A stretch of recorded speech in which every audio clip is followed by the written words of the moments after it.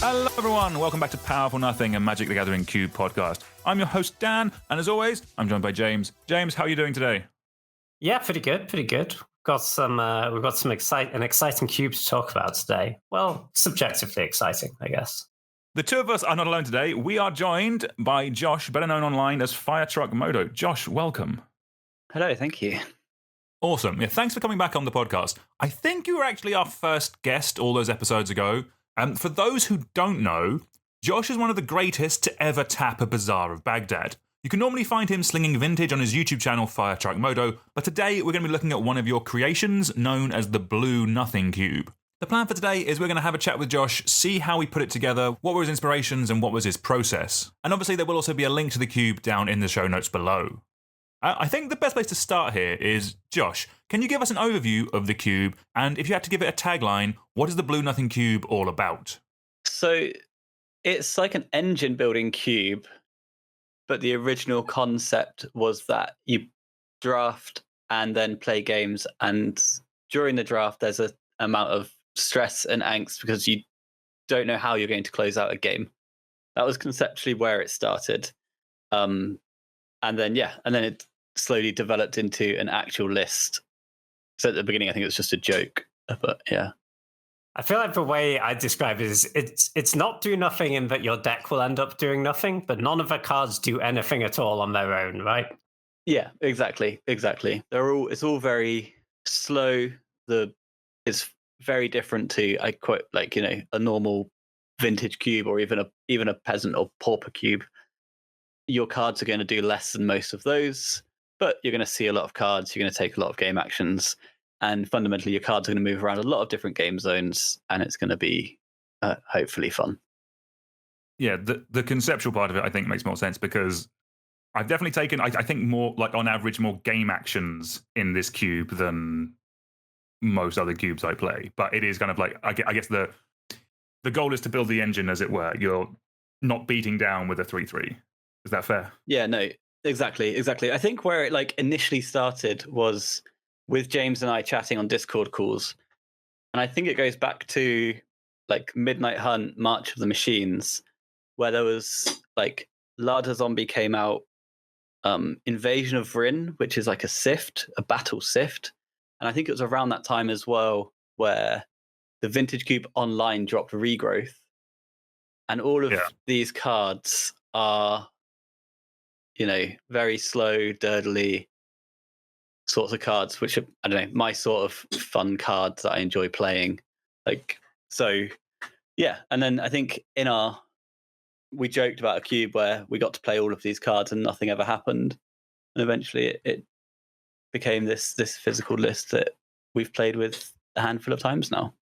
Yeah, we'll do a deep dive into the archetypes a little bit later on, but just kind of like some of the things that you have said that it's a cube that's very, or to me it feels a cube built around build-arounds, if that makes sense. There's a lot of very cool engine pieces, like there's things like Burning Vengeance. There's there's cool cards that you see that kind of you inspire deck building. Is that fair? Yeah, exactly. There's a lot of cards where the cards are going to send you on their own little quest, their own little build around sort of thing. Like there is Burning Vengeance, there's Lich's Mastery is another one, Astral Slide, Time Sieve. These sorts of cards where you look at it and you go, that's sick, but it does nothing on its own. And you have to go off in the draft and find a way to enable this to the point where you can somehow, I guess, just accrue cards and repeatedly go over the top of whatever your opponent's cool, dope engine is. And then to enable all of these, glacial cards, I've cut a lot of efficient creatures. There's not many 2-mana 2/2s sort of thing. There is an aggressive amount of Wall of Omens for one list of 540 cards. And so the gameplay is nice and slow, and it allows these really fun engines to come to the forefront of your deck and your gameplay experience, I guess, is the idea. Yeah, I think the thing I find interesting about it is that in a lot of cubes, right, we have these build arounds and you can draft around them and they can be good. but also like even when you do draft around them and put them in your deck, just a bunch of the games you're winning because you cast some 2/2s and 3/3s because your engine pieces also have power and toughness, and you got out of the head and attacked your opponent, right? And you kind of can't do that in this cube, right? Like it's really hard to just win with some dudes, and kind of it's like a prerequisite for closing a game to have assembled some sort of engine most of the time, right? Yeah, exactly. At some point, I'm going to add up the total amount of power in this cube, like in terms of like creature stats, compare it to something else. Because I'm guessing it's going to be quite a lot. But like, part of what you said is to make that is to make the engines possible. Because again, you don't want to put in all these cool pieces if just like a gut is in the cube or stuff like that. I'm assuming that there has been a lot of considerations in terms of power level of cards to make things work. Yes and no. Like there's some major power outliers, but like I think it's just mainly the creatures, and then by extension as well the interaction. Like if I'm asking you to make a 4-card engine, then I can't have Mana Leak, Bolt, Plow in the environment sort of thing. So, and the creatures as well are not going to be able to close games quickly because the creatures that you are playing as an engine piece, typically these are 1/3s, 2/4s, 0/5s, whatever. So the boards can get a little bit stally if there are creatures in play. But yeah, there are also power outliers on the opposite ends as well, sort of thing. Like I try to enable Tinker in this, and the best way to enable Tinker is to have, not the traditional payoffs. Like there's no Blightsteel, there's no Inkwell Leviathan. I think the best thing you can tinker for is like Timeless Lotus, or there's also some creature-wise, this Meteor Golem is the biggest, but is it just? Well, I mean, Spine of Ishtar kind of slaps. That's a banger. That is a banger. You can, but then also in blue as well, you've got the Wizard Spellbook, the Magic Mirror. These are going to draw you a bunch of cards, flashback a bunch of cards, that sort of thing. So yeah, like we did drop Sharum on power level reasons. Isn't that a 6/6 flyer? Yeah, it's too big. The 5/5 flyer is massive. Too much. Yeah, exactly. And it brings back the thing we tinkered away. Too much value. Yeah. I guess it's like there's kind of a mindset with this cube that is, I think, is a little bit similar to my Treat Yourself cube in that it kind of like you do the thing, but then the game doesn't end. There's still more game afterwards. Would you agree with that? Exactly. I mean, there's a lot more game afterwards, but yeah, it's that sort of thing, and I think it's somewhat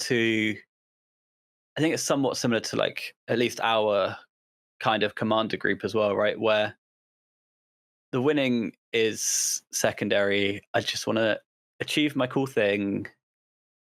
I don't care if I win or lose. Just, maybe we do care a bit more in a cube draft, but also it's more about, for me at least, is you sit down and draft, you come up with a cool engine, and then the gameplay that follows encourages the use of it as well. So nice. I thought that kind of nicely has summarized the do nothing part of the cube, but we should touch on the blue part of the cube, because just look at the Cube Cobra.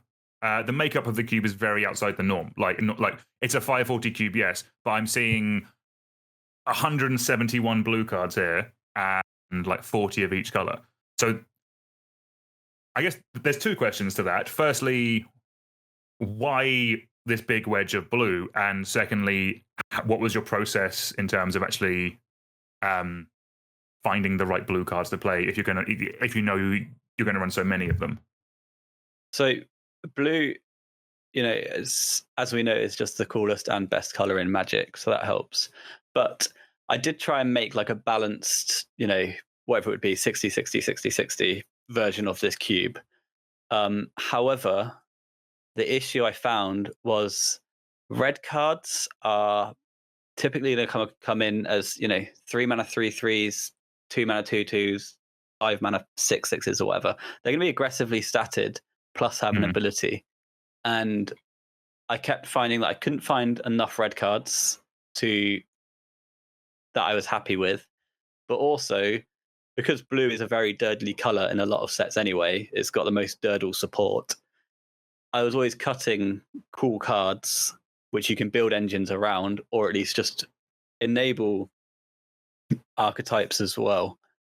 So in the end, I just thought, actually, I'll play all the cool cards, which happen to be blue, and then this will lead on to archetypes as well. And then the colored single color cards are also like support or signposting you towards a specific kind of archetype.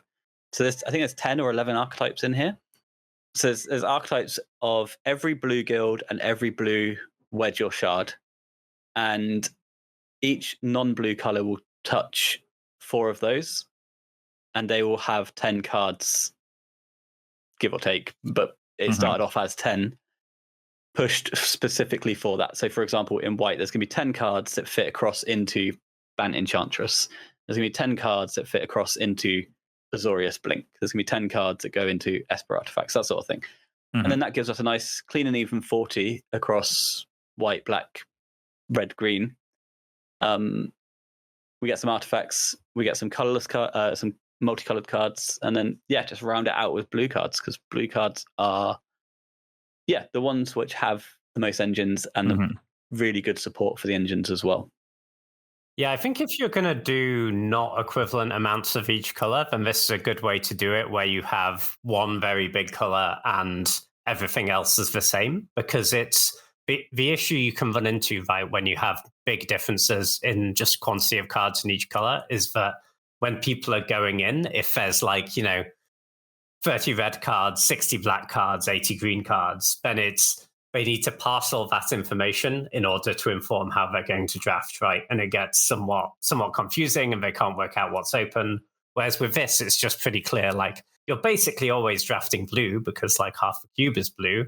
And then you have the equivalent amounts of all other colors, so you can figure out what other color is open from there, right?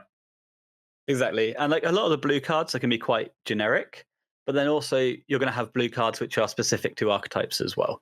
So the idea was that everything feeds upper level into a specific archetype when it's not blue. So sure. Yeah. Have you seen many people drafting non-blue decks? No one has succeeded. People have stated that they aim to. But I think these are people try to force it, but it's very exactly. People want to force non-blue. And it's but be my guest, give it a go. I think the deck that gets closest to being outside of blue is the Sultai deck, the black, green, blue deck, because there's a lot of graveyard action, graveyard stuff going on across those two colors anyway, and you can build a very good deck and then just have blue as little splash towards the end sort of thing. I think that's the only color combination which has come close to being not core blue. No, that tracks. I just want to jump back to something you were talking about a second ago. Of you said that kind of when you were building it, you kind of jotted out each color is going to have 10 for each kind of archetype. I think that kind of skeleton is it's a great idea, and it's especially important for cubes that aren't kind of conceptually the norm. Kind of if you're building just a vintage cube or a modern cube, there's things to base it on. You can look at other cubes for inspiration. You can see, the vintage cube runs 5 white 1-drops. If I'm building a similar cube, I can kind of copy that. With that skeleton, is that something you just came up with yourself, or was it just going into it? You needed some kind of plan to actually kind of make this thing doable? No, there was a point when I was trying to make it balanced in colors. Then there was a point where I'd given up on red, and it was just fine, I won't have red cards, or I might have been completely, I have no red cards, or I'll just play the cool red cards. And then I think I was not pleased with that, and I decided that I would just heavily lean into blue, and that I would cap myself on how many other colors I could play. And I think I just ended up on 10 or 40 of each color, and then 10 for each archetype that those colors touch. And I think that was just an arbitrary decision at some point. Just 10 is a nice number. It means I get to play all the cool cards, but also have a number that I have to stick to.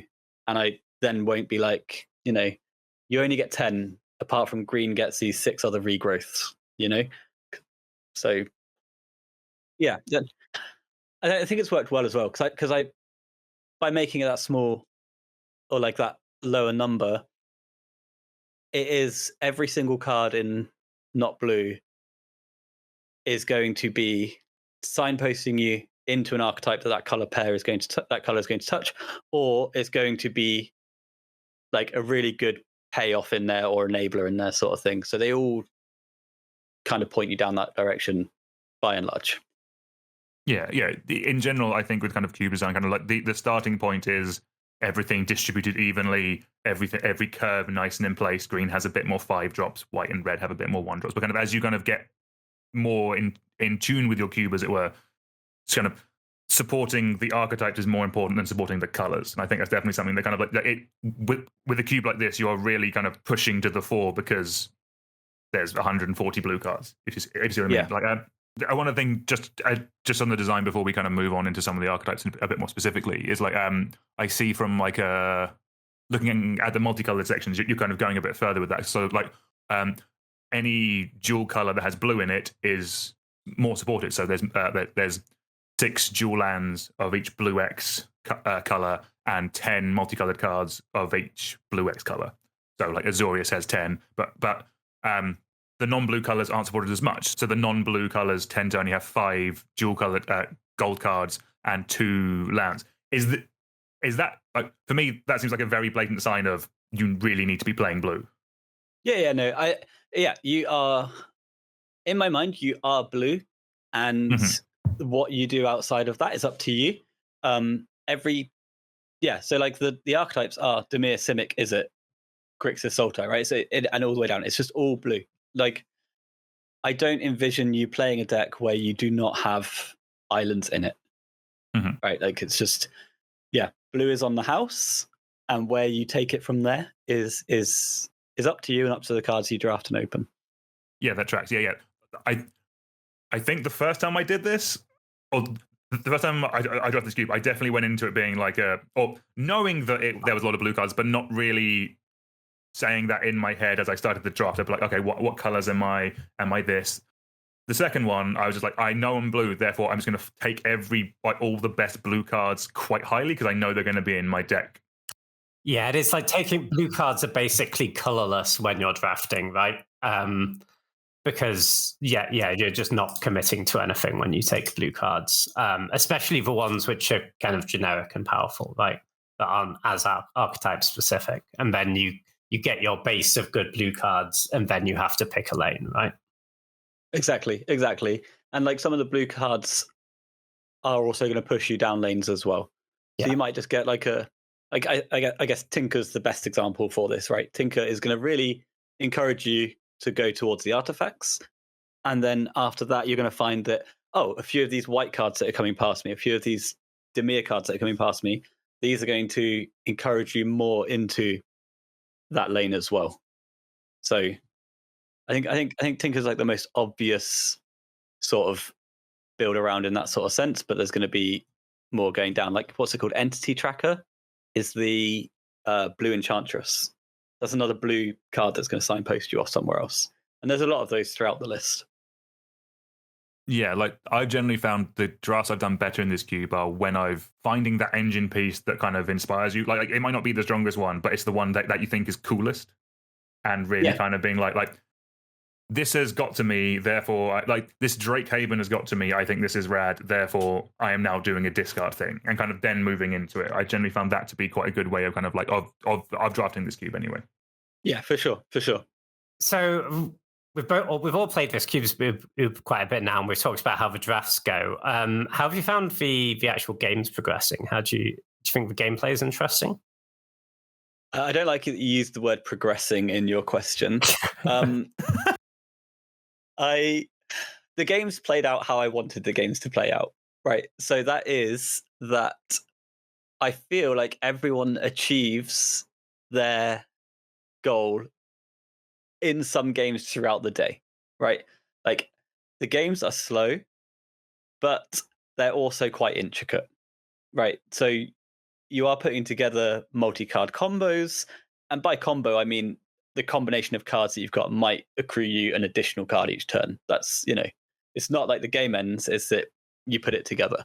And I found that really quite fun and quite intricate. I don't know, yeah, quite enjoyable. How have you guys found it? Because I think that's more important as the main audience of this cube.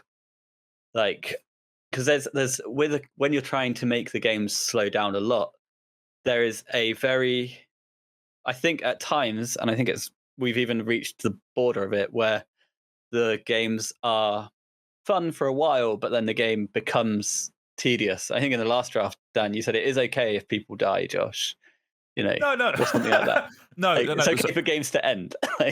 I dispute. That was probably me trying to convince you to put some power, a creature with evasion. No. So like, I think the first time I did this, I think I struggled a little bit because I didn't lean into it enough, and basically by that I mean I didn't have any kind of engine. I had some cool stuff, but like the main to be fair, it probably is an archetype, and like the things I was between different things. I wasn't all in on doing something awesome. So like I think the first time I drafted this, I had like a Grixis pile that was kind of just like a generic spells pile, and like I was doing some cool stuff. I think it is potentially a deck of just like how many times can you copy a psionic blast and burning someone out with it.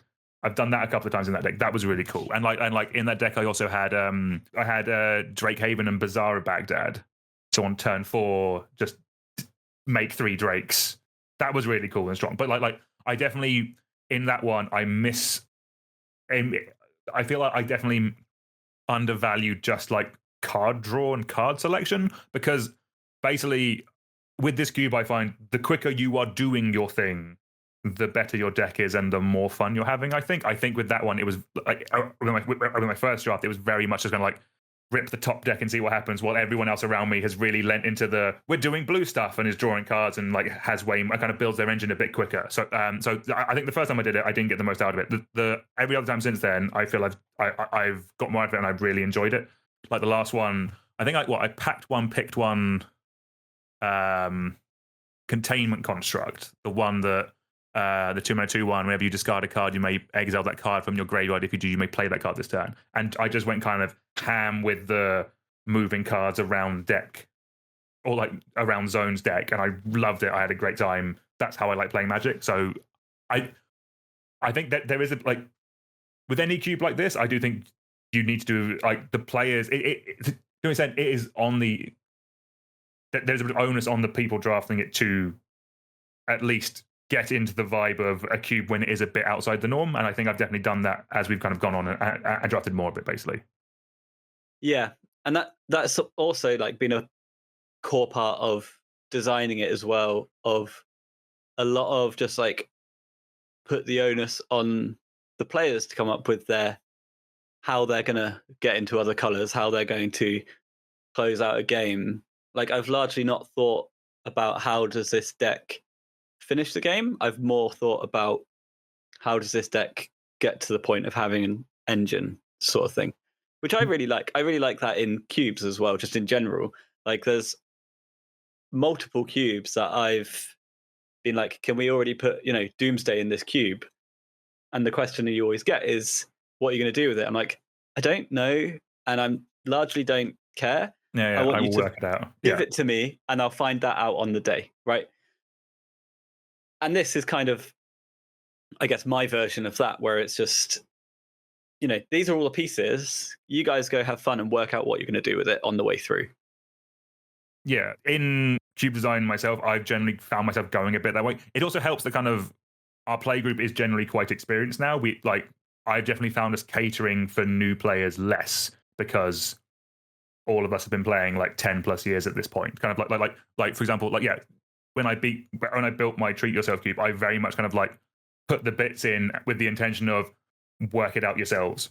There's some cool stuff here. I know that it goes together, but like the act, like, but like when I first built my vintage cube, it's kind of like, okay, here is what the mono red deck looks like. What does it need? Here is like the reanimated deck. Here is it laid out in front of me. This is what it is. I know it has all the bits.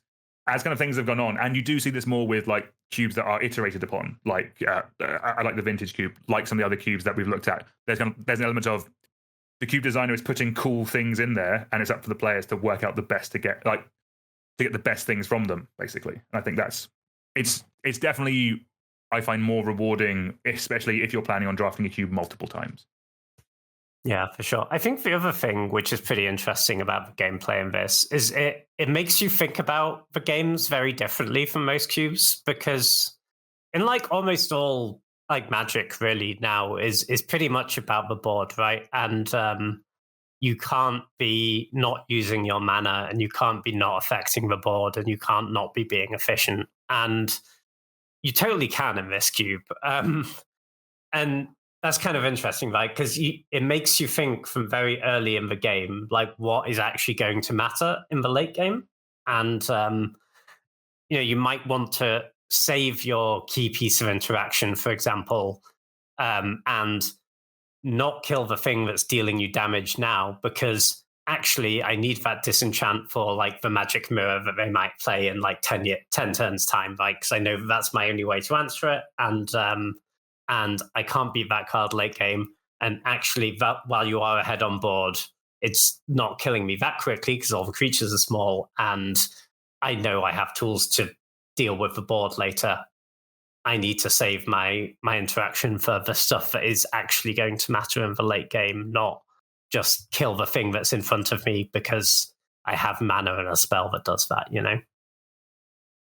Yeah, it is very interesting playing games of Magic where there's going to be a late game, and that doesn't mean that every game is like lasting like an hour or 2 hours, that kind of stuff. Like it just means that kind of like the early turns are kind of more condensed because you're like filtering of that kind of stuff. But like there's just been a few cards that kind of like I've seen them in the draft and I just monumentally undervalued them because it's like there's like Invasion of Segovia, which is like it's a battle that make some tokens, and there's also like Waterlogged Hulk, which is a card with craft, and kind of like these are cards that I generally think of as being quite slow, but like in an environment where you're going to have the time to get them off, they become a lot more powerful. Kind of like is that a nice byproduct of the cube, or was that a design choice going into it of just like we know we're going to get to the late game, therefore I can put in these kind of big payoffs that are a bit slower? So I think part of it's just a byproduct of I want the games to go long and I want things to be achieved. But then there's also a point where when I was deciding what I wanted my archetypes to do, I decided that one of the most fun draft archetypes from the last 25 years or so was that Secret Plans deck, right? That morph deck from whatever set it is, James, you'll be able to tell me in a minute. But that Secret Plans deck was, I think so, but I can't. Khans of Tarkir. Thank you.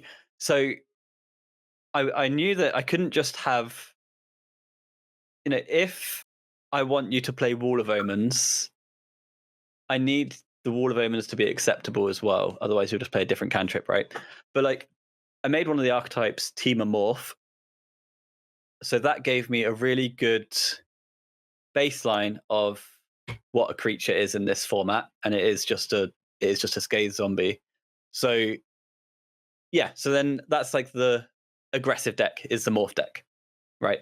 So everything else has to be somewhat balanced around that. So like there's no, so Pyroclasm is a card I really like in general, but there's not like a really efficient Pyroclasm in the cube.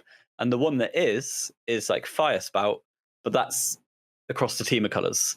So that's there for the morph deck, and it's scalable for the morph player to nuke the skies or nuke the ground at a time that's acceptable for them, sort of thing. I guess actually one rules thing we should touch on is you play every face down mechanic like morph. So like Manifest Dread and like the other one from the one that gives them ward or something like that. We've scrapped the ward. It's every face down thing is basically played like a morph. Is that right? Yeah. There's no ward 2. We don't need that. Megamorph is fine. Yeah, so you can still get your counter. Yeah, exactly. Yeah, but you don't.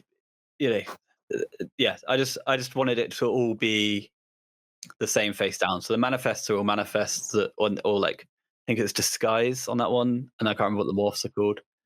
But yeah, so it's Disguise is the morph where you get ward, and I think Cloak is the version of Manifest where they get ward. Yeah, so they don't have ward and they are morphs or manifests. So, and is that just so you don't have to, so you can't narrow down which morph it is by the fact that like, oh, there's only 3 disguised creatures in the set, so it's one of them? Or part of that is there's not a lot of spot removal in here, and the stuff that is a billion mana already, because we don't have efficient removal. Mm-hmm. So I think just having a random ward guy is annoying, and I think it's a cube where 3 mana for 2/2 is actually an acceptable rate that you can play and not feel embarrassed about. Right? It's that sort of strength of magic. Mm-hmm. So we don't need to put ward on it, and also I don't want to have to go out and buy a bunch of No, it was a disguise tokens. Yeah. Right? It's just I appreciated it in the set and modern sensibilities and modern standards for limited. I understood it, but it's just just get rid of that. They're all morphs, and that's still an acceptable thing. I do think there is some wording on some cards as well, because some cards as well only care about morphs and not face down creatures and this kind of stuff. So it is a nice, neat way of just kind of getting everything under the same wrapper. It's kind of like errata-ing Daybound, Nightbound to be the original werewolf text on just cards. It's like a nice like design choice. It's a valve you can make to make things a bit simpler for all your players, which I think is perfectly fine. I did drop the Celestus to get rid of Daybound, Nightbound out of this cube. Reasonable. But I think the best errata on Daybound, Nightbound is just, don't like cheat, but also just, it's whatever it is when you remember it. Yeah. Or just when the thing leaves play. But yeah, anyway, Out on it. We need to rehash Daybound, Nightbound. But anyway. You touched on that, like a 3 mana 2/2 is like the base level for creatures. That's the vanilla test of this cube, for example. How has that affected the way that you add creatures? Because like there's a bunch of cool like game engine pieces, and like we have this discussion after every version of this cube. But I was like, oh, have you thought about this cool engine piece? And then kind of we're reminded it's a 4/4 flyer for 4, that kind of stuff. Like has that made designing the cube harder for you? Yeah, exactly. So I want the cards to, I want the 3 mana 2/2s to be acceptable. And I do get upset when they release a card with a cool ability that's on a 4 mana 4/4 haste trample or whatever. So you just got to be a bit more selective. One of the more recent cards which really annoyed me was the one I said earlier, the Entity Tracker. 3 mana Enchantress. It is also a 2/3 with flash. So it just stonewalls the morph deck, which is really annoying. There's a blue Enchantress, so it's too good to leave out. But I'm not going to go in errata, power and toughness sort of thing. So it does make it harder to find cards for it, but it also makes it a bit more fun because you can write off cards quite quickly, and then you end up with quite a unique set of cards. I guess it leads you into playing more older cards, right? As well. Yeah, which is what I want to do anyway. Yeah. So there are numerous cards that I have seen for the first time in this cube. Yeah, and I'm not against it. I like it. But like when I do break that sort of vanilla testy card, it needs to be for a really good reason, right? So the Enchantress is a good one. Genesis is massive, right? It's a 5 mana 4/4. But as you learned, and you learned this last time we drafted, Dan. So I've played Genesis in so many decks and never read that it was a 4/4. But in this cube, a 5 mana 4/4 is like the best it's creature. Ridiculous. It's huge. It's huge. But the cards, the few that have made it in that are sort of like efficient on that rate or something like that, is they also are going to send you on a quest which is actually slightly more fun and slightly more distracting. So like the card Fugitive Codebreaker is a 2 mana 2/1 with haste and prowess, which is quite frankly unacceptable. So, but it's also a morph, which is cool. It's also going to discard your hand and draw 3 cards. And just generally, the card sends you somewhere else other than I'm going to play this on turn 2, bash for 2, and then cast Ponder, Preordain, and Consider and hit them for 5. It's not asking you to do that. The cube's not asking you to do that. And I've also got it in a horrendous art style and in foil. So a lot of people don't awful. A lot of people don't actually read that card. Oh yeah, it's the Murders at Carl of Manor like framed poster. Oh, it's hideous. It's hideous to look at. It's hideous to look at and hideous to read. And it's only the morph guy who notices. So You know, it's actually great. I do But yeah, love so the next like level. if I'm breaking that sort of like vanilla test anywhere, then it's usually going to be for a creature which is going to send you elsewhere before you're looking at its stat line. Yeah, no, that makes sense. It was I always send Josh cards when we're doing our cube review for, oh, this would be cool and blue nothing, and then it has too much power and it's not allowed in. I'm guessing this also reads well, like there are no planeswalkers in the cube. I'm guessing just the dynamic of the combat phase isn't really allowed a lot of the time, means planeswalkers would just be kind of absurd, right? Planeswalkers, I think, would just be too strong.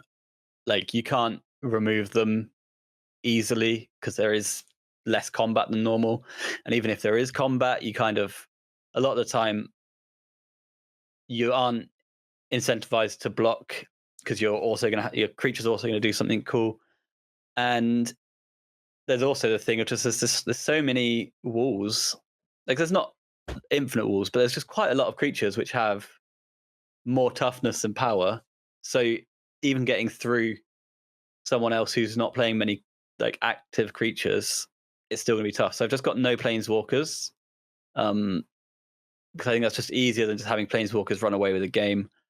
I have got a few battles, but I do really like battles. I think they just play really well. But battles are kind of the opposite dynamic, right? They're making you, as the person attacking the battle, they're making you attack, not defend, and attacking is the harder thing to do in this cube. Exactly.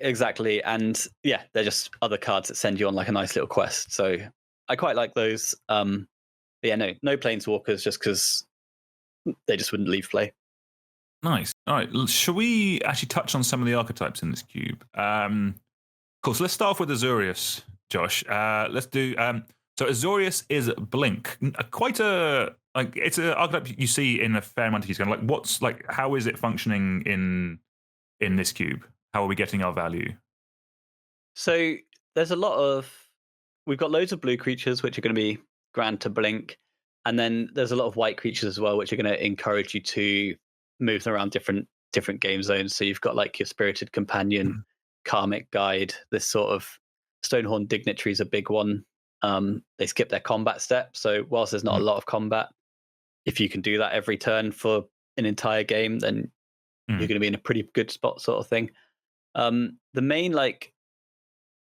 main cards that are going to get you there is like Afara, God of the Police or Polis, and Miss Meadow Witch are two really nice blink effects, or like blink payoffs. Miss Meadow Witch is a repeatable blinker, and Afara will draw you additional cards when you do it. And then you've also got the Astral Slide and Astral Drift. They are cycling cards as well, so they kind of overlap. But they blink your stuff around. So most of your value is just going to come from creature come into play abilities and a few cards which push you in that direction. So yeah. Yeah, this deck seems cool. I've not drafted it yet, but it seems like there's a nice overlap with the Morph deck as well, where you can potentially just cast your Morph face down, flicker it, and if the Morph is something powerful and expensive, then you just turn it face up for a big discount, right? Yeah, exactly. There's ways of getting away with something in that sense, but you've also got just that classic blink feel of I blink my Wall of Omens a bunch of times and I just outdraw you. There is a Chroma Angel of Fury in here. That seems like the closest way to cheesing a game in this whole cube, if I'm honest with you. It is up there. I don't mind it. It's one of those ones where once someone's done it, if someone else does it again quite soon after, then maybe we'll take a bigger look at a Chroma. But for now, it's not happened. You have to draw the cards. You have to pull it off. You have to be able to pull that off, and for it to be problematic for the environment before I do that. Exactly, and also like this is like the 8 mana 6/6 Acroma. So like doing a fair Acroma is quite tricky because it is quite heavy red. So so a nice little reward for that deck as well. I think it's quite nice. Next up we have Dimir Graveyards. Talk to me about this, Josh. Like how is the deck using its graveyard to get the most out of it in this cube? What is the engine we're kind of working around? Blue and black's just really good at getting cards into its graveyard. And a lot of the fun cards are just various regrowth variants, just discarding cards and getting some value doing that, bringing things back and getting value doing that. So there's a like the Sultai colors, I think, are a bit more ambiguous in archetype. Mm-hmm. They have less direction and less focus than some of the other color combinations, but cards move around zones is generally the idea. And yeah, I don't know what would be you've got like things like Invasion of Amonkhet, Vohar, there's a Master of Death, and these cards are just going to pick things up and put things down quite comfortably, sort of thing. But yeah, this and into Sultai is just kind of like a regrowth tribal sort of station. But it just, the nice thing about Grixis being like relatively just graveyardy, or Dimir being relatively graveyardy, is Grixis is a spell-focused deck. So all of your spells, when you start pushing into red, are going to come back. When you go into green, you're going to get your regrowth on your creatures and your other permanents. And then when you go into white, you can move your artifacts around the graveyard a bit more efficiently. So you can build just a straight up Dimir deck, and it will probably end up being some sort of spell pile. But it's a really nice, and this is the thing about the 2 color pairs a lot of the time, is they are really nice at feeding up to the other archetypes above them, sort of thing, in terms of the 3 color archetypes. They all fit in quite nicely. You mentioned feeding up. Is that how all the dual colors are built? Like, they all feed up into tricolor archetypes that overlap with the 3 color pairs that can go into them? Like, is there another example of that? It's demonstrated best from just like going from Azorius Blink and then looking at what's above Azorius Blink. As we've got Jeskai cycling. Okay, so we add red and we get more cycling payoffs. So then if I do end up in that slide deck, all of my Blink guys are then unlocked because I'm going to be sliding things in and out. But then on the other side of things is Azorius Blink, and then I end up in the artifact build. I can then start blinking around the white creatures, which are picking up artifacts, drawing more artifacts, that sort of thing. So like there's Chrome Courier, for example. Look at the top 2 cards of your library. Oh no, that's not one that looks. Yeah, if you put an artifact into your hand, look at the top 2 cards of your library, put one of them into your hand and the other one into your graveyard. If you put an artifact card into your hand this way, you gain 3 life. So that guy's he's great to blink. We're going to get loads of value. He's also going to push you towards the artifacts, and the artifacts are Esper. So, and then like there's going to be enchantment payoffs in here as well. Like I'm using Spirited Companion at the moment actually instead of Wall of Omens, despite having said Wall of Omens so many times. Spirited Companion is an enchantment. It's also going to go into that blink deck. And the 2 color pairs are supposed, so the blue X color combinations are supposed to be able to stand alone, which I think they can, but also foundational to the 3 color pairs above them. Yeah, I think that does make a lot of sense. Like, especially when you are so heavy favoring one color. Like in this color, there's in this cube, there's so much blue. You do kind of want. Again, it's the archetypes that are important, not so much the balancing of the colors. So cards are bleeding over into tricolors and such. That does make a lot of sense. So you've talked about how blue-white bleeds up to the colors above it. Do you want to talk about the rest of the dual color pairs? So you've done like the Azorius ones, so all the blue-white ones, and then you'd have the blue-black ones. So a lot of the blue-black cards are going to pay off your graveyard or get into your graveyard or check your graveyard. And then that can push us into a Grixis Spells archetype. There's going to be ways of moving artifacts around. But then if we go into green, then moving the creatures around is a bit more of a payoff because you've got things like your Insidious Roots and that sort of thing. So that's where the Dimir graveyards comes from. Sultai is just more graveyards. Grixis says it's more spells because Izzet is a spells archetype as well. So moving across to Izzet, you've got a bunch of things that check for spells, but we've had to incorporate morphs, and that's where you'll find that a bunch of the creatures, so you've got the morph that we discussed earlier, the Codebreaker, he checks your graveyard for spells, but is also a morph. Yeah, the morph deck is interesting. I think that deck, compared to the other decks in this cube, can actually snowball relatively quickly, right? I would say it's the aggro deck. Yeah, like sort of, yeah. It's designed to be the aggro deck. It's designed to be the thing that makes sure we can't forget that the board state exists. Yeah. Right? If someone's just going to arrive, they're going to play a 3-mana 2/2, then they're going to play another one, then they're going to play a payoff for their 2 3-mana 2/2s, and you can be like, okay, I actually have to do something that's not just cast regrowth every turn for my ponder. Yeah, for sure. But it can snowball in terms of value as well as power and toughness. So right, like you can't place like a secret plans or threats around every corner. The one where you rampant growth whenever you play a morph, and if you have enough morphs to support those things, they pop off pretty quickly, right? I think my impression of it has been like you really don't want to fight anyone for it because you do need to get the morphs kind of late. But if you've got it to yourself, it seems really good, right? It's really quite nice, yeah, exactly. And the other payoff for the morphs is Morganda Petroglyphs. Is the other big payoff for those guys, which is 4-mana enchantment. Creatures with no abilities get +2/+2. That's cool. And if you don't remove ward, your Petroglyphs doesn't work either. Oh, that's a good shout. So, we've got Primal Whisperer in as well, right? It's a morph, and Primal Whisperer gets +2/+2 for each face-down creature in play. Yeah. Yeah, so like Simic is focusing on regrowth. So like Temur is where the sort of like feeding up archetypes gets a bit harder. But you've got like Simic's going to be a lot of regrowths. So that's going to link in nicely with your graveyard strategies and your spell strategies either side of it.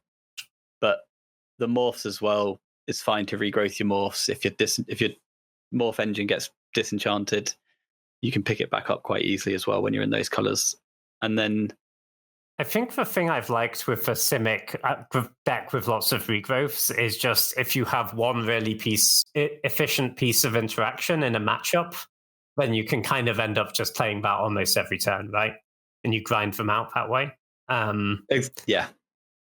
Like, I think maybe for that reason, not a lot of time you end up not being straight Simic, but because you just want more different pieces of interaction for what they have going on. But I can imagine splashing, say, like, I think there's a Pyroblast in the cube, right? Like, yes, you splash in the Pyroblast and then you just keep regrowthing the Pyroblast. That's people are gonna struggle to deal with that, right? Yeah, and I think that's like the archetypal deck of the cube as well. It's just that, I've got my Disenchant, I've got my Terror, and because I'm so good at basically decking myself, I'm going to find them, and then I need to make sure that every turn I have access to Disenchant, Terror, and Lightning Bolt or whatever, and I can then, Lightning Bolt's not in, but that sort of effect, and then I can do this every turn for the rest of the game, and you have to get over the top of that and answer it as well with your own little engine. So yeah, sure. MVP of the regrowths, I think, is Shigeki, right? That card's pretty great. Yeah, that card's so good. Yeah, like duels your graveyard, ramps you, and then is like a giant regrowth for 3 things later on. Exactly.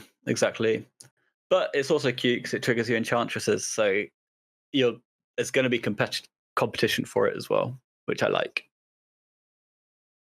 So, and then So then I think that's all of like the multicolored archetypes. Like Azorius Blink is feeding into Jeskai Cycling, Bant Enchantments, and Esper Artifacts.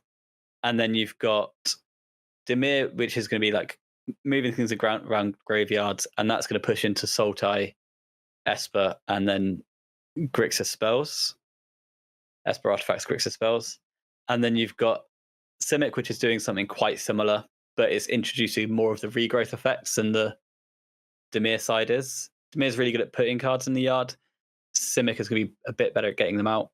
And then you've got Izzet spells, which feeds into Grixis even more spells.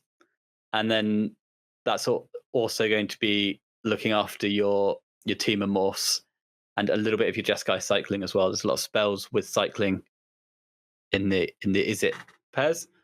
But then to round it out, I wanted another one in that we've got mono blue wizards as well. So a lot of the cards throughout the cube, where possible, I've used the version that's a wizard. So a lot of the creatures are wizards. This means we get to play with Riptide Laboratory to pick up your wizards and put them back down. But yeah, just basically where possible. There's also a wizard cycler in this, I believe. The Vidalcan guy's gone, but you have got Step Through, which is a wizard cycling spell as well. Which is cool. Yeah, it lets you tutor up a key wizard, which is nice. Exactly. And the idea of this was if your blue creature isn't massively signposting something to you, it will be a wizard. And then we've got the Wizard Lord and the Wizard Panharmonicon in here as well.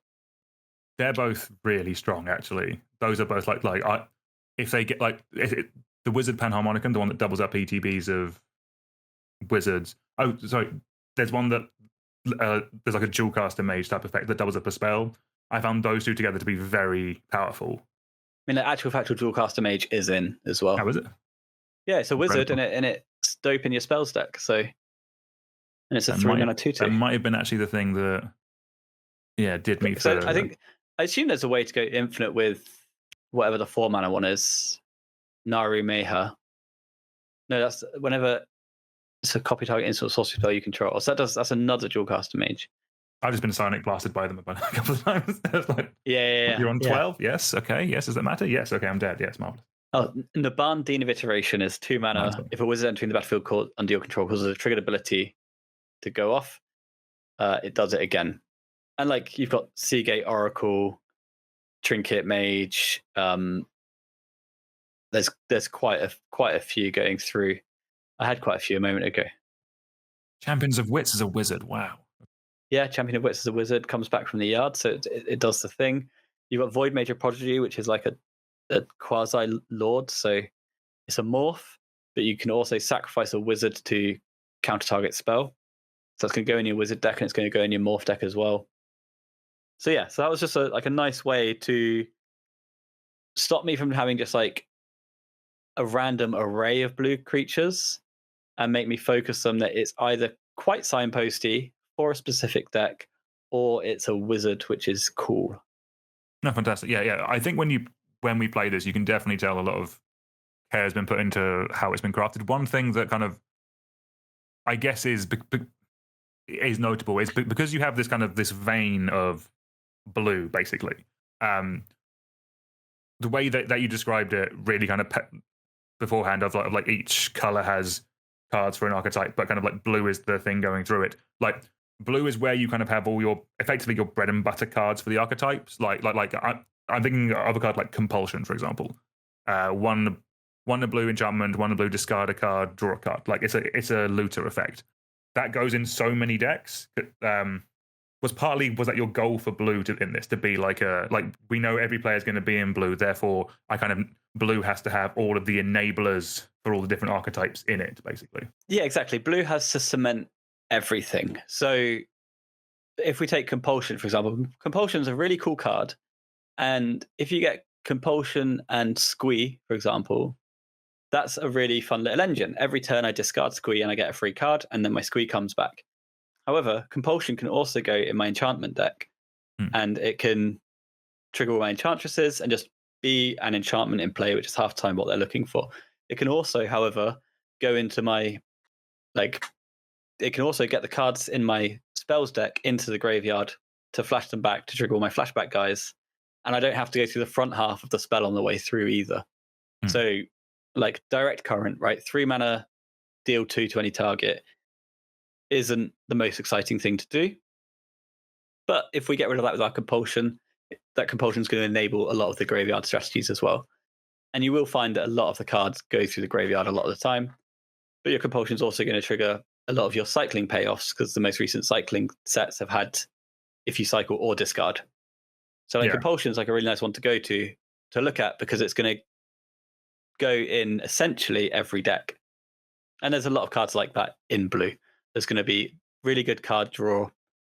I think that's the main thing that blue gives us, actually. It's really nice card draw, but also nice engine pieces and nice payoffs for our engines as well. I will say I've never got to the end of one of these drafts and felt like I was short on card draw. No, but like if I want you to build your intricate engine, you need to get access to a lot of cards, right? Oh yeah, for sure. So I think there's a lot of card draw, but I think that really helps the actual games happen, sort of thing. Otherwise, it would just be very draw go, and not like draw go in a threatening mirror match kind of way. Draw go in the fact that I just actually can't achieve anything until I draw this piece. Yeah, right? yeah, sure. This gives us something to do on the way through. So yeah, we can continue taking game actions while we wait. Exactly. Have you found that all the archetypes have worked as intended, or have you had to tweak things as you've gone? Have some things been too powerful? Have some things been too weak or too slow? Kind of like how have you found balancing this once you put the cube together? I think the 2 color pairs are all actively slightly worse than the 3 colors. Mm-hmm. And because the cube is so slow, I don't think being that 3rd color is as punishing as it would be in a regular limited environment or regular cube. However, I do think there's still acceptable decks in those colors, and I think this is then the downside of having your cube cemented in one color is that I can't just ramp up the power of Demir or Azorius, because that's going to impact the archetypes of, quote unquote, above it. Yeah, the whole wedge gets raised as well. Exactly. But from my experience with this, when I've played it is the thing of like 2 colors is very, like, as we've gone over, the mana base is there. Like it's or like, because there is only 2 of each non-blue jewel, like it is still a, like, effectively it does feel like in this cube they're kind of like you are rewarded for drafting your lands and for getting that splash off consistently more than you would be in a normal cube, I think, just because the lands aren't as strong and there's less of them. So it's like, if I'm taking Urborg Volcano because I need a red-black land, there's only one other one in the cube, and because it's a 540, we might not even open it. So it is I found splashing to be a real choice in this, and it's like it's only worth doing if it's like an engine card or a very high payoff. Like the last time I did it, I was a like Demiri deck, but there's a spider spawning in the last pack. It's like, okay, perfect for my deck. I will now find a way of splashing this. That's generally how I find it. Is that kind of as intended, or would you disagree with that? Or? Yeah, I really like, and I know this is not at all like kosher game design, but I really like crappy mana bases, or like just like not like actively bad that you can't play, but just like I like it when I really have to take my lands and it's a real struggle. And this is another thing as well, is I really don't want it to be a variety of 5 color engines. So I really need to make it hard for you to, like, not hard, but like I need it to be 2 colors is fine, 3 colors is doable, 4 colors and 5 colors is really challenging and a real stretch, right? So yes, there's non-blue dual lands. There's only 2 of each color pair, and then there's a few rainbow lands out there, but not. And they all come in tapped as well. Actually, all non-blue jewels come in tapped, which is quite a that's a nice choice of making. Yeah, except for you have got the blue fetch lands like Misty Rainforest, Scalding Tarn, Flooded Strand, Polluted Delta. You have got those, but is there anything to fetch with that, Josh? Yes, I'll read you Polluted Delta, Dan. Pay 1 life. Okay, yeah, go ahead. Pay 1 life, sacrifice Polluted Delta, search your library for an island or a swamp. So you can get an island or a swamp. That's what you can get with that one. Yeah. So yeah, there's no typed dual lands. So you can't fetch out these additional colors. This makes it harder for you to get into that 4th or 5th color. And I want you to be 2 to 3, including blue, right? I don't want you to be 4 or 5. I think the big thing I found is just that time is often the fixing that you need, right? When the game is going to go on for 12 turns, like, I can find my source, you know? I think being full-on 3 colors requires quite a lot of work, but you can splash a couple of late-game cards in your 2-color deck really, really easily, I think. Yeah, exactly. And yeah, I've tried to make it so, like, as I said at the beginning, like, I like the idea of there being like a little bit of stress about how you close out a game, how you win, how, you know, and how you cast your spells is also another cool one. Like, you might get like a super sick payoff in a 4th color, but you're really unlikely to find the fixing for that, right? And as James says, you know, the game's going to go long. Maybe you can just play a mountain, right, or whatever. But that's also a decision and a choice that you have to make, which could be making your deck actively worse, and maybe you want to be a bit more streamlined and stick to your 2 or 3 color lane. So I quite like the fixing package in here, but it is very different to, I guess, modern game design ideas. Oh yeah, 100%. Like in most cubes now, in most modern base cubes, because mana is basically perfect, it's kind of free to be 3, like to be 2 in a splash. And like, I do like the fact that you have to work for it. It feels more old school, and I do appreciate that part of it.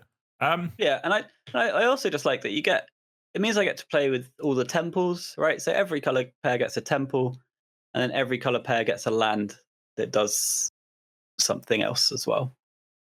So, I mean, like, Jungle Hollow isn't the most exciting Golgari land of all time, but, you know, I think they're neat. Couple questions to kind of round things off, Josh.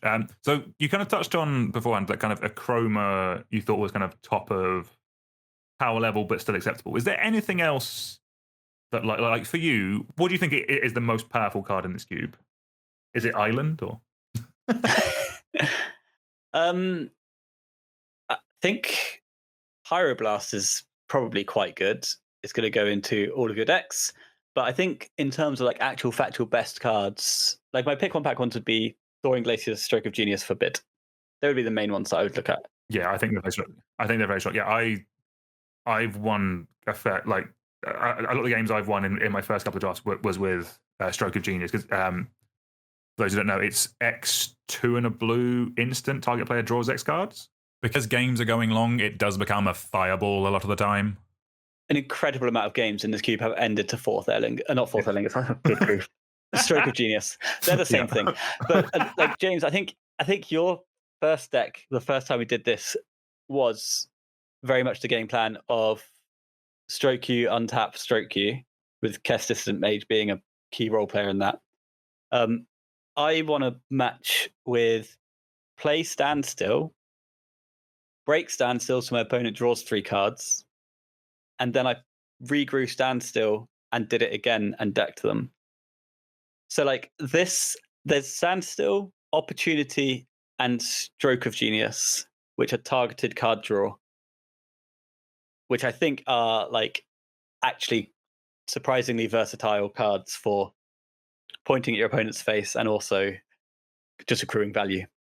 And Ancestral Vision also says target player. Oh, that's true. That's true. It's a lightning bolt. Yeah. And it is like, because we're good at getting them back, right? You can draw cards early and then it can become a win condition later when you have, 12 lands in play. Exactly. Yeah, because it's worth pointing out, we don't have there's no Thassa's Oracle in this. There's none of I win the game instantly if I have no library. But I think you might touch on, there's Living Conundrum, which seems like peak this cube tile card. 4 and a blue, 2/5 elemental with hexproof. If you would draw a card while your library has no cards in it, skip that draw instead. And as long as there's no cards left in your library, Living Conundrum has base power and toughness 10/10 and has flying and vigilance. So that's kind of peaked this cube in terms of like, we've done a thing, but now we still have to, like, it's not free. Like there's no demonic consultation. I'm just going to do it. Like, if we're going through our deck, we are doing it the hard way. We are either stroking ourselves with this or I don't know, bizarring and dredging and going through and then playing with Living Conundrum. And like the games aren't fast, right? But you do go through your deck, but it's not like we're just like natural drawing and decking because every turn I'm blocking my Grizzly Bear on yours. you can go through your deck at an absolute rate of knots in this cube. It's quite easy to empty your deck, but there is just no massive payoff. So much of it is card advantage or things that enable card advantage. Exactly. And like, there's a shocking amount of epitaph golems in this cube as well. Like ways of tucking cards to the bottom of your graveyard or bottom of your library, which is just because it means that people don't just die to decking. Otherwise, I think that's how most games would end, sort of thing. But it's also a game plan in itself, right? Because, if you have no cards in your library, then the bottom of your library is also the top of your library. And then you get to Demonic Tutor every turn, which is pretty busted. Exactly. And I think that's really fun. I think that's exciting when you've emptied your deck, you've got your little engine piece and your thing to tuck cards back into your library, and away you go. You get the best card every turn, and eventually you work out a way to close the game. And sure, that the way to close out the game might just be outlasting your opponent, right? Just essentially turns into a Delver strategy at that point. Just protect the queen, and the queen is an epitaph golem or a junk troller. Are there any other cool decks or build-arounds that we haven't touched on so far? There is cards which are just randomly sat around the cube because you get them and you can build yourself a deck because of that card. So like the one on my screen at the moment is Lich's Mastery. Okay. Lich's Mastery doesn't actually fit into any of the archetypes that Black touches. However, there is support in the cube for you to gain a lot of life and draw a lot of cards. So you can open Lich's Mastery or get past Lich's Mastery, and that's going to be a deck in itself and send you off on a little quest on its own. The other one that I really enjoyed, and I did it, I think, first or second time we drafted this, was the blue enchantment, Shared Fate, where I draw off your library, you draw off mine. Is this is the deck you built where basically you built a really bad deck with this and tutors? I built a masterpiece, actually. Sorry, but... in quotation marks. Yeah, sorry. Talk to us about Shared Fate. I built a deck that actively could not win, but it could find a Shared Fate, and then once I've resolved Shared Fate, I then get your deck, and your deck, assuming you don't have a Shared Fate, can actually win. So I could physically not finish a game other than decking, sort of thing, with my Shared Fate deck. But that was a really fun, and there's like a number of cards like this sort of thing that just send you off on this random little quest to again, I know it's a slightly more unique cube, but there's cards in here which will just send you off on their own little journey on how to enable them and how to build your deck, sort of thing. So I think those two are going to be like the main ones for that. They like stick out. Like Yorgmoth's Agenda is really fun. Do you know this one, Dan? This is your sort of card. It's a 5 mana. You Rule of Law yourself. So 5 mana. You can play only one spell each turn. You can play spells from your graveyard, and if a card will be put into your graveyard from anywhere, exile it instead. Yeah. So you get your whole graveyard back, and then you just get to start going again. And that's like super fun, super different. Sends you off in your own little place. And then you've got like the classic build arounds like Solitary Confinement and Island Sanctuary, where you're going to start skipping your draw steps and you have to overcome that little hurdle. But once you've done that, your opponent's probably quite locked out from attacking you and dealing you damage. We also have a donate in here. Josh, what are we doing with the donate? Donating Illusions of Grandeur. Marvelous. Sorry, for those who don't know, Illusions is the thing that when it comes into play, you gain 20 life, and when you... It's got cumulative upkeep of 2, so you have to pay 2 additional mana every turn to keep it in play. And then when it leaves play, you lose 20 life. So the idea is we play Illusions, we gain 20, pass it to our opponent, they lose 20, and they lose. There's not just Donate, though, because there's Coveted Falcon as well, which is a morph, which can give your opponents cards. So there's another Donate, but it's an artifact and it's a morph, and it combos with Illusions. So yeah, there's a few ways of doing that sort of thing. And yeah, Illusions is another one that's just going to send you off on your own little journey. You got Demonic Pact for a bit of redundancy, right? Yeah, exactly. On the Illusion Exactly. stuff. The Illusions, yeah. That card's great as well. Donate the Pact. So another nice one that James kicked my ass with was Yadaro Wandering Monster. That's the 7-mana 8/8 trample haste with cycling. That basically, if you cycled it 4 or more times, you put it onto the battlefield instead of the graveyard. I definitely remember playing you, James, and the first time you did it, it's like, that's fine, that'll never come up. And then smash cut 15 minutes later, it's like, it's so big, it's in play, I'm losing. It's an 8/8 trample. There aren't many 8/8 trample haste. There aren't a lot of 8/8 trample haste in this cube. Yeah. That's a very cool one. This is up there with a Chroma though, where I am maybe I'm very just concerned. 7 mana. Yeah. Yeah, I'm very concerned that someone's going to tap their 7 lands and attack for 8, and I bet that you're doing it wrong. No one's going to be able to make double red. It's fine. Don't worry about it. But no, yeah. There's, I do like it, but it's definitely one of those ones that I'm very aware that it kind of breaks the rules. But yeah, you can errata it and make it like 15 colorless mana or something. No, I'm not. Just remove the casting cost if you're going to do that. You can't hard cast it. You can only do it the cycling way. This is the thing. I don't like errata in cards. The only I think the morphs and stuff is fine because it's just you just don't need it, right? It's making everything simpler for everyone. Which exactly. I'm always up for that. As soon as you start errata in cards, it is an entire individual cards. Then it starts becoming a whole extra thing of just it's a currently with this cube we sit down and you just say, oh, by the way, everything's morphs, and that's nice and simple. Everyone gets that. If you have to sit down and say, oh, by the way, Yadaro doesn't have a casting cost, everyone will be like, what is Yadaro? I was gonna say, at that point I just cut it and carry on with our day. And 7 mana for 8/8 trample haste is clearly just possibly one of the biggest and most aggressive things you can do in this cube. And if someone does just turn up 3/0 and all they're doing is tapping 7 lands and casting a Yadaro, then maybe I'll take a stronger look at it. But no one's done that yet. And it's one of those cards as well where when you read the card, you aren't thinking 7 mana 8/8 trample haste. Exactly. Right? Yeah. You're thinking, this is a really cool cycling payoff, and I'm going to go off and build a cycling deck. And that's fine. I think that's great. Yeah, I completely agree. As we've proven, didn't know Genesis was a 4/4. Yeah, never crossed my mind until someone else said it.